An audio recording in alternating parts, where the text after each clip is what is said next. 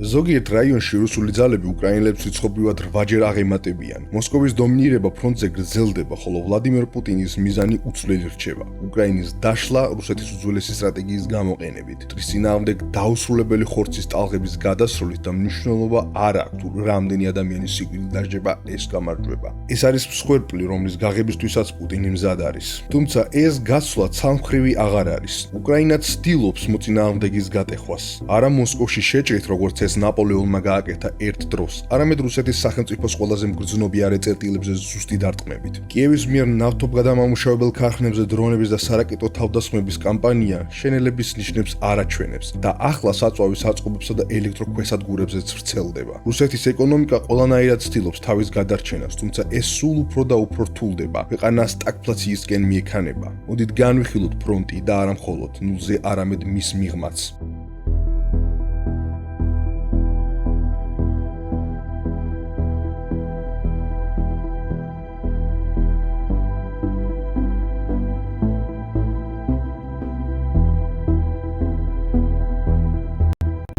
კეთილი იყოს თქვენი მობრძანება ვოლორინოლზე. ბოლო 2 კვირის განმავლობაში რუსეთის ნავთობგადამამუშავებელ ქარხნებზე უკრაინის მიერ განხორციელებული დარტყმების სია კიდევ 7 ობიექტით გაიზარდა. ლუკოილის ნავთობგადამამუშავებელი ქარხნები კვლავ სამიზნეში არიან. ვოლგოგრადში აგვისტოს დასაწყისიდან 5-ჯერ დაზარალდნენ და ქსტოვოში სამთვეში მესამე დარტყმა განხორციელდა. როსნეფტის 4 ობიექტთან ერთად. საატოვში ნოვოკუიბუშევსკი და რიაზანში და სიაში 2 ახალი ობიექტია. ნავთობგადამამუშავებელი ქარხანა მახაჩკალაში, დაღესტანში და მარიელის რესპუბლიკაში. მასშტაბის უკეთ წარმოსაჩენად აპრილიდან ივლისის ბოლომდე რუსეთის ნავთობგადამამუშავებელ ქარხნებზე სულ 3 დარტყმა განხორციელდა, ხოლო აგვისტოს დასაწყისიდან ეს რიცხვი 47-მდე გაიზარდა. უკრაინის გრძელვადიანი კამპანია შეიძლება კიევის ყველაზე მნიშვნელოვანი სტრატეგიული სვლა იყოს ამჟამად. შესაძლოა ყველაზე მნიშვნელოვანი ომის დაწყების შემდეგაც კი. მისი შედეგების პროგნოზირება რთულია, მაგრამ ეს ისეთ რამეს გვთავაზობს, რაც უკრაინას ამ მასშტაბით აქამდე არ გაუკეთებია. ომის პირდაპირ რუსეთის ტერიტორიაზე გადატანა და აგრესორის ერთ-ერთი მთავარი ეკონომიკური საყრდენის მეთოდურად დეგრადაცია ძალიან ქმედითია. რაც მთავარია, კიევი ამას აკეთებს მუდმივი ზედამხედველობის ან მესამე მხარის ნებართვის გარეშე და ხშირად აშშ-ს დაზვერვის დახმარებით. ულიანოვსკში ჩატარებული ადგილობრივი ანალიზის თანახმად ზოგიერთ რეგიონში საწვავის ფასი ბოლო თვეების განმავლობაში 30-50%-ით გაიზარდა. სიტუაცია ჯერ კატასტროფული არ არის, მაგრამ ის აშკარად შესამჩნევი და სულ უფრო მტკივნეულია ფედერაციის მრავალ ნაწილში. და საქმე მხოლოდ ნავთობგადამამუშავებელ ქარხნებს არ ეხება. უკრაინამ ასევე დაარტყა ექსპორტის ტერმინალებს, სატომსადგურებს, საწვავის საწყობებს, გაზის ობიექტებს, ტრანსფორმატორულ ქვესადგურებს, ელექტროსადგურებს, საბრძოლო მასალების ქარხნებსა და ქიმიურ ქარხნებს. ბოლო 3 კვირის განმავლობაში სულ მცირე 17 ასეთი თავდასხმა მოხდა, რომლებიც რუკაზეა მოცემული, თუმცა სია არასრულია. მოსკოვისთვის განსაკუთრებით შემაშფოთებელია ტრანსფორმატორულ ქვესადგურებზე დარტყმების მზარდი ტემპი, რაც შესაძლოა კიევის კამპანიაში ახალ ფაზას მიანიშნებდეს. მიუხედავად ამისა, მნიშვნელოვანია, რომ ამ სიტუაციის შეფასებისას ფხიზნლები ვიყოთ. იმისათვის, რომ რუსეთის ენერგეტიკული სისტემა დაძაბული მდგომარეობიდან კატასტროფულ მდგომარეობაში გადავიდეს, უკრაინის დარტყმების ამჟამინდელი ტემპი და მასშტაბი კიდევ რამდენიმე თვე უნდა გაგრძელდეს. ჯერჯერობით მხოლოდ 3 თვე გავიდა. რუსები ცდილობენ ადაპტაციას, ნავთობგადამამუშავებელი ქარხნების გარშემო ახალი დამცავი სისტემების დამონტაჟებით, მაგრამ მათი ეფექტურობა კვლავ საეჭვოა. დონალდ ტრამპის მიერ როსნეფტისა და ლუკოილის წინააღმდეგ დაწესებული ახალი სანქციები ასევე არ უწყობს ხელს რუსეთის ორ უმსხვილებს ნავთობ კომპანიას, რომლებიც ერთად ქვეყნის ნავთობის წარმოების ნახევარს წარმოადგენენ. ეს სიმბოლური ნაბიჯი არ არის. მოსკოვს ნამდვილად ეშინია ამ ზომების. აშშ-მ გააფრთხილა ყველა უცხოური სუბიექტი, მათ შორის ბანკები, ნავთობგადამამუშავებელი ქარხნები, პორტები და გადაზიდვების კომპანიები, რომ ამ რუსულ ნავთობ გიგანტებთან ბიზნესის გაგრძელებამ შესაძლოა ისინი მეორადი სანქციების ქვეშ დააყენოს. ვაშინგტონმა როსნეფტის და ლუკოილის პარტნიორებს ერთთვიანი ვადა მისცა ოპერაციების შესაჩერებლად და არსებული კონტრაქტების შესაწყვეტად. შედეგად მიუხედავად იმისა, რომ სანქციები ოფიციალურად რამდენიმე კვირაში ამოქმედდება, ორივე კომპანიას უკვე შეუწყდა გადახდების მიღება, რადგან მათი ანგარიშები გაყინულია. ეს არა მხოლოდ მათი ყოველდღიური საქმიანობის მნიშვნელოვან შეფერხებებს, არამედ უცხოური აქტივების სავარაუდო გაყენვასაც ნიშნავს. ლუკოილი ფლობს ნავთობგადამამუშავებელ ქარხნებს ბულგარეთსა და რუმინეთში, ასევე დიდწილს ჰოლანდიურ ნავთობგადამამუშავებელ ქარხნებში. საფრთხეში დგება ლუკოილის ბალკანეთის მასშტაბით ბენზინგასამართი სადგურების ქსელი, საწვავის საწყობები და მასთან დაკავშირებული ინფრასტრუქტურა. კიდევ უფრო მტკივნეული შეიძლება იყოს ერაყში მსოფლიოში ერთ-ერთი უდიდესი ნავთობის საბადოს დასავლეთ ყურნა-2-ის 75%-იანი წილუს იზულებითი გაყიდვა.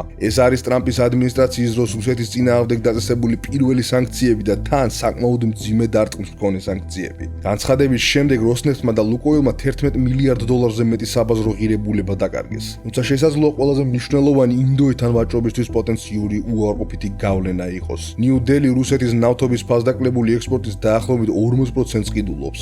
როიტერის ცნობით ვაშინგტონის მიერ 2 მსხვილი რუსული ექსპორტიორისთვის სანქციების დაწესების გადაწყვეტილების შემდეგ ინდოეთის ბევრმა ნავთობგადამამუშავებელმა ქარხანამ უკვე შეაჩერა ახალი შეკვეთები. კერძო საკუთრებაში არსებული Reliance Industries-მა შეწყვიტა ნავთობის იმპორტი მისი გრძელვადიანი ხელშეკრულების ფარგლებში, რომელიც ითვალისწინებს რუსული ნავთობის მსხვილი კომპანიის როსნეფტისგან დღეში თითქმის 500,000 ბარელის ნელი ნავთობის შესყიდვას, მას შემდეგ რაც ნავთობის წარმოებელს შეერთებულმა შტატებმა სანქციები დაუწესა. განაცხადა ხუთშაბათს საკითხთან უშუალოდ ჩართულმა ორმა წყარომ. რა თქმა უნდა, როგორც კი კონტრაქტის ჩარჩოები ახალ რეალობას მოერგება, ინდოეთის შესყიდვების განახლებას მოისურვებს. ახლა ეს იურისტებისთვის გამოყოფილი დროა. საბოლოო ჯამში ყველაფერი დამოკიდებულია იმაზე, თუ რამდენად ეფექტურად განხორციელდება და ახსულდება სანქციები. თუმცა ეს არ არის ტრამპის ადმინისტრაციის შეტევის დასასრული. ნატოში აშშ-ს ელჩმა მეთიუ უიტაკერმა განაცხადა, რომ ვაშინგტონი ელის, რომ უნგრეთი, სლოვაკეთი და თურქეთი რუსული ნავთობის იმპორტის თანდათანობით შეწყვეტას დაიწყებენ. თუმცა ბუდაპეშტი უკვე იკვლევს გზებს, რათა გვერდი აუაროს აშშ-ს ახალ სანქციებს, რადგან ის მნიშვნელოვნად არის დამოკიდებული ლუკოილისა და როსნეფტის მომარაგებაზე. ბლუმბერგის ცნობით, სანქციების დაწესების ინიციატივა სახელმწიფო მდივანმა რუბიომ წამოაყენა მას შემდეგ, რაც ბუდაპეშტში სამშვიდობო შეხვედრის გეგმები ჩაიშალა. ამასობაში ევროკავშირმა მე-19 სანქციების პაკეტიც მიიღო, რომელიც ამჯერად ჩრდილოვანი ფლოტის დამატებით 17 ხომალდს ეხება,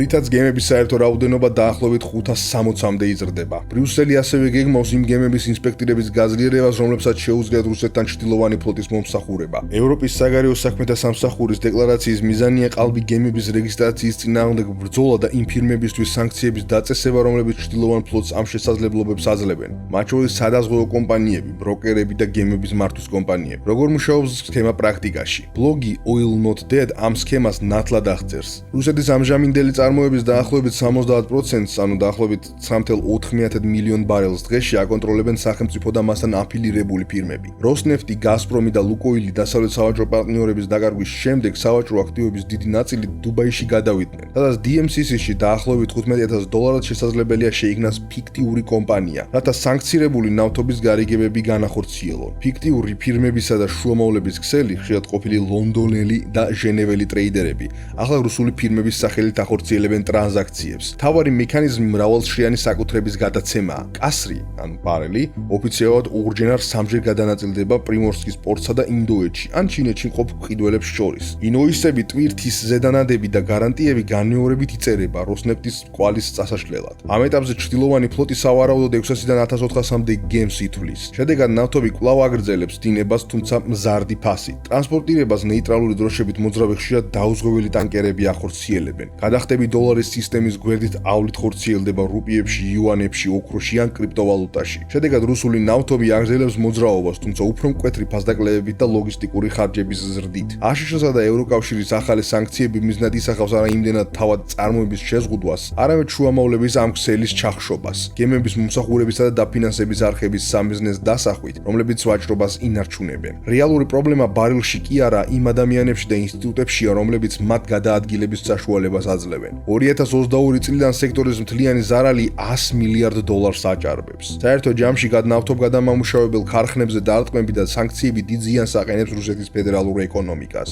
ბევრი რუსული ქარხანა 4 დღიან ან თუნდაც 3 დღიან სამუშაო კვირაზეც კი გადავიდა. შემცირებები შეეხო ურალვაგონზავოდის რკინიგზის განყოფილებას და მოთხოვნის დაბალი დონის გამო. სანქტ-პეტერბურგის კიროვეცის ტრაქტორების ქარხანას, ტრაქტორების გაყიდვები 20-დან 25%-მდე შემცირდა. კამაზის სატვირთო მანქანების ქარხანას, სადაც სატვირთო მანქანების გაყიდვები 60%-ით შემცირდა. ლადას ავტოქარხანას, ავტომობილების გაყიდვები აქ 25%-ით შემცირდა. როსტელმაშის ქარხანას, კომბაინების გაყიდვები 59%-ით შემცირდა. ძრავების მწარმოებლებს ავტოდიზელს და იაზდას, რომლებიც გაუქმებული შეკვეთების ტალღის წინაშე დგანან. შფოთა ფინანსურ სექტორშიც ვრცელდება. ივნისიდან მოყოლებული რუსებს მასობრივად გამოაქვთ ბანკებიდან ნაღდი ფული ლიკვიდურობის პრობლემების შიშით. რუსეთის მთავრობა ხარვეზების შესავსებად მეტ შიდა ობლიგაციებს უშვებს და ვალის მომსახურების ხარჯები შედეგად იზრდება. რუსეთი ამჟამად ფედერალური ბიუჯეტის 10%-ზე მეტს დაახლოებით $40 მილიარდ წელიწადში მხოლოდ ვალის მომსახურებაზე ხარჯავს. კრემლის პროპაგანდას უყვარს იმით ტრაბახი, რომ ქვეყნის საერთო ვალი მშპ-სთან მხოლოდ 16.5% შეადგენს. მაგალითად, აშშ-ში ეს მაჩვენებელი 130%-იანია, ან პოლონეთში 58%-იანი. თუმცა მთავარი განსხვავება აქ ფასშია. რუსეთის ცესხის აღების განაკვეთები გაცილებით მაღალია. ნომინალურად მოსკოვის ვალი პოლონეთის ვალის ნახევარია, თუმცა მისი მომსახურების ტვირთი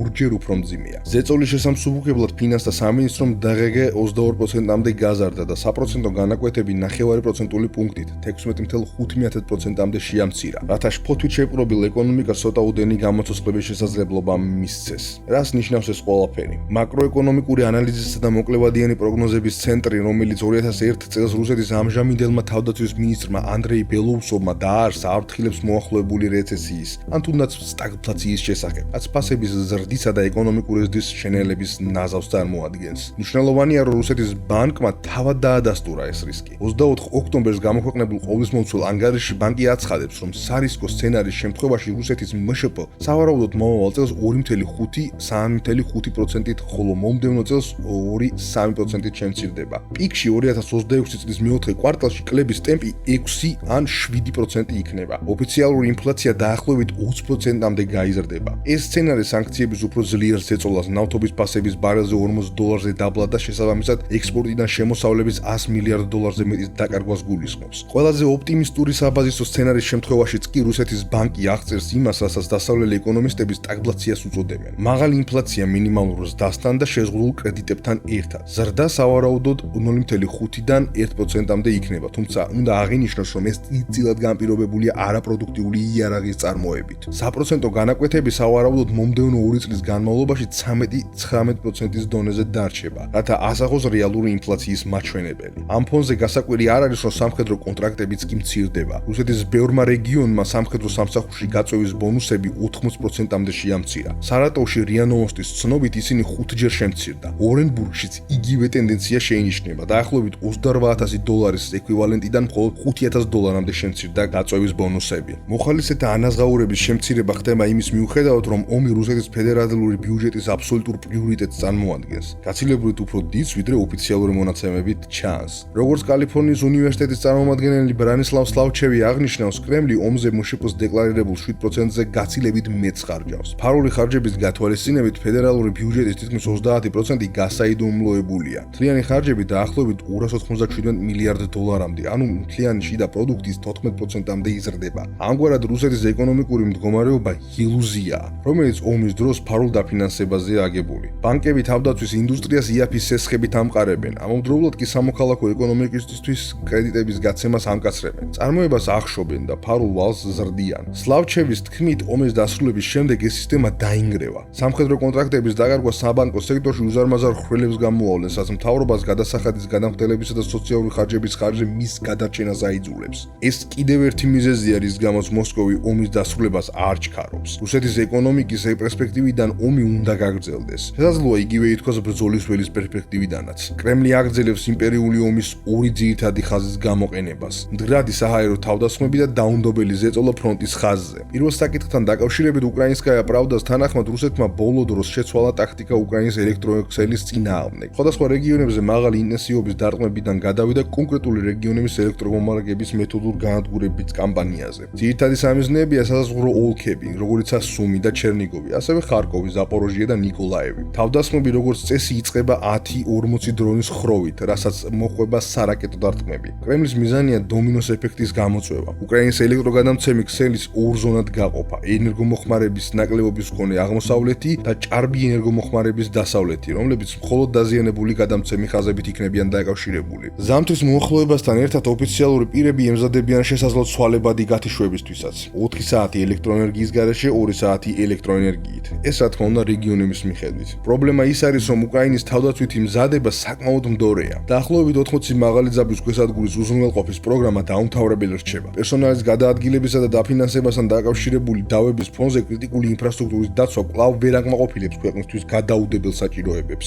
ამავდროულად ფრონტის ხაზი ასევე მძიმე სურათს გვთავაზობს. შედარებით 7 სექტემბრის შემდეგ ოქტომბერი 2022 წლის შემდეგ უკრაინის შეერაღებული ძალებისთვის ერთ-ერთი ყველაზე რთულ თვედ იქცა. სიტუაცია სავალალოა, განსაკუთრებით პოკროვსკის გარშემო, რომელიც ამჟამად რუსეთის მთავარი შეტევის ცენტრია. რუსულმა ჯარებმა ქალაქის სამი მხრიდან კრემლთან ალყაში მოაქციეს და მხოლოდ ვიწრო დაახლოებით 7-დან 3 კილომეტრამდე სიგანის მომარაგების დერეფანი დატოვეს. ყველა ხიდი დანგრეულია და დაჭირების ევაკუაცია თითქმის შეუძლებელი გახდა. უკრაინელი მედიკოსები დროებითი გადასასვლელების ასაშენებლად საჭირო საინჟინრო აღჭურვილობის და პერსონალის მწვავე დეფიციტზეც საუბრობენ. ქალაქში ინტენსიური ბრძოლები გრძელდება. რუსული ძალები მილნოგრადის სამხრეთ-აღმოსავლეთ გარეუბანში და თავად პოკროვსკის აღმოსავლეთ ნაწილში შევიდნენ. ქალაქის დაცემა ამოცემულობაში გარდაუვალი ჩანს. კაპიტან გრიგორი შაპოვალის თქმით, ამ სექტორში რუსული ჯარები დრონების მხრივ 10-ჯერ დიდ უპირატესობას ფლობენ, ხოლო ცოცხალი ძალის მხრივ 8-ჯერ აღემატებიან უკრაინულ ძალებს. ეს თანაფარდობა პრეზიდენტმა ვოლოდიმირ ზელენსკიმაც დაადასტურა. თუმცა ხაზგასმით აღნიშნა, რომ ამის მიუხედავად რუსეთმა თავისი მიზნების მიღწევა ვერ შეძლო. სავარაუდოდ კარგად ორგანიზებული უკანდახევა უკვე ნაკლებად სავარაუდოა და უკრაინული ძალები კვლავ დიზორგანიზებულად დაიხევენ უკან, როგორც ეს ბახმუტსა და ავდიივკაში მოხდა. განსხვავება ამჯერად ის არის, რომ რუსული დრონებს ახლა გაცილებით დიდი დომინირება აქვთ ცაში.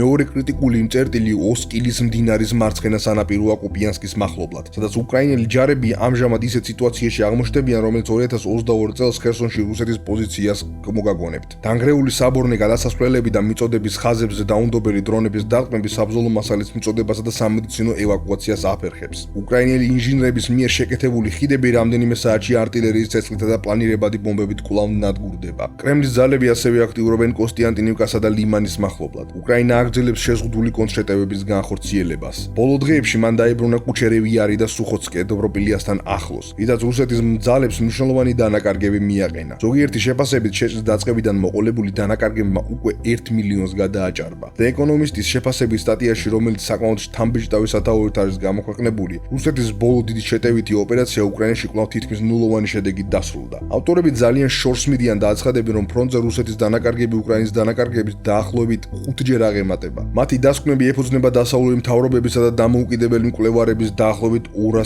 სანდო შეფასებას, თუმცა ზოგიერთი ანალიტიკოსი მიიჩნევს, რომ ეს ციფრები შესაძლოა საკმაოდ გადაჭარბებული იყოს. დაღუპულთა და დაჭრილთა საერთო რაოდენობამ შესაძლოა 1 მილიონს მიაღწიოს, როგორც სტატიაში აღნიშნული. ჩვენი მეტაშეფასებით, სრულმასშტაბიანი შემოჭრის დაწყებიდან მიმდინარე წლის იანვრამდე რუსების დანაკარგებმა 640,000-დან 877,000-მდე შეადგინა, რომელთაგან 127,000-დან 228,000-მდე მოკვდა. 13 ოქტომბრისთვის ეს რიცხვი თითქმის 60%-ით გაიზარდა და 984,000-დან 1,428,000-მდე მიაღწია, მათ შორის 190,000-დან 480,000-მდე მოგლულით. ეს დიაგრამა ძალიან კარგად ასახავს მკვეთრ დისბალანსს მეორე დიაგრამასთან შედარებით, რომელიც ომის დაწყებიდან რუსეთის მიერ ტერიტორიული მიღწევების მაჩვენებელს ასახავს. თითქმის 1,5 მილიონი რუსი ჯარისკაცი დაიღუპა ან დაიჭრა. მიუხედავად ამისა, მოსკოვი დღეს უფრო ნაკლებ ტერიტორიას აკონტროლებს ვიდრე თითქმის 3 წლის წინ. უკრაინელებმა იციან, რომ ომი ამა თუ იმ ფორმით დიდხანს გაგრძელდება. სწორედ ამ კონტექსტში უნდა იქნას გაგებული კიევ-სტოკჰოლმის პოტენციური შეთანხმება გრიპენის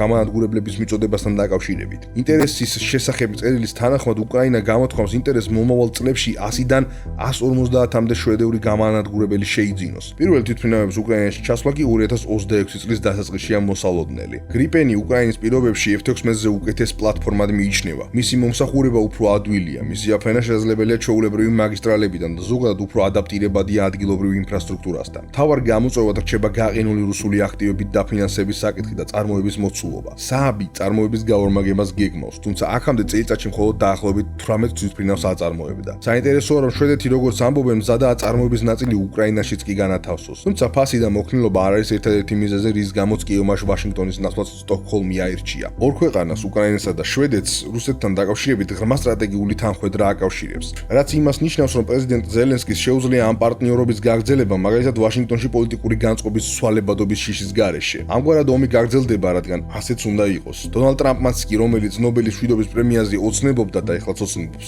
აღმოაჩინა, რომ ვერც დარწმუნება და ვერც ზეწოლა ვერ დააბრუნებს რუსეთს მოლაპარაკების მაგიდასთან. კრემლისთვის ომის დასრულება ნიშნავს საკუთარი ხალხის წინაშე აღიარებას, რომ ფედერაცია მოიპოვა დაახლოებით ნიჟნი-ნოვგოროდის ოლქის ზომის მიწასთან გასწორებული ტერიტორიის ნაგლეჯი. ამავდროულად გაანადგურა თავისი ეკონომიკა, გააუცხოვა ძირითადი სავაჭრო პარტნიორები და დაახლოებით 1,5 მილიონი მსხვერპლი განიცადა. მან ასევე შექმნა მოსისხლე კბილებამდე შეიარაღებული მტერი, რომელიც მის საზღვართანაა და რომელიც რუსეთის ნებისმიერ მომავალ ყურადღების გადატანას, თქვათ ჩინეთის ომს ტაივანის გამო ჩასვლის როგორც შესაძლებლობას დაებრუნოს მიტაცებული ტერიტორიები. რა თქმა უნდა, რუსეთის მიერ გადაჯგუფებისა და დარტყმის მიზნით პაუზა ცოტა უფრო დამაჯერებლად ჟღერს. თუმცა კიევი ამ დროს ფუჭად არ დაგარგავს. ის გააძლიერებს პოზიციებს, დანაღმავს ტერიტორიებს, შეავსებს მატერიალურ-ტექნიკურ რესურსებს და არმიას აღდგენის შანსს მისცემს. ამგვარად კრემლი მსონს დებს, რომ ზვიადღირებული კილომეტრობით მიწის მეთოდური დაკავება საბოლოოდ უკრაინელ სულისკვეთებას გატეხავს და ეკონომიკა გააუძლებს მასზე დატეხილ შიდა და გარე შოკებს. თუმცა ეს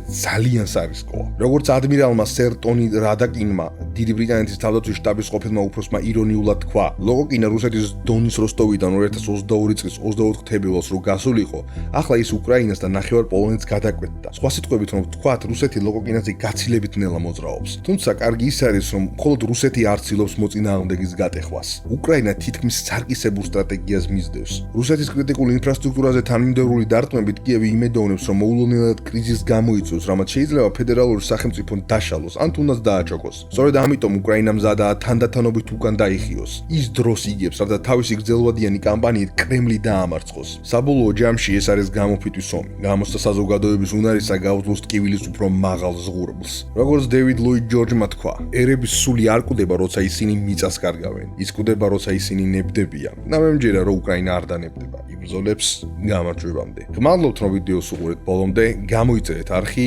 მოიწონეთ ვიდეო აუცილებლად, დაწერეთ კომენტარები, რაც გინდათ, რომ ვიდეო გავარდეს და შევხვდებით შემდეგ ვიდეოებში.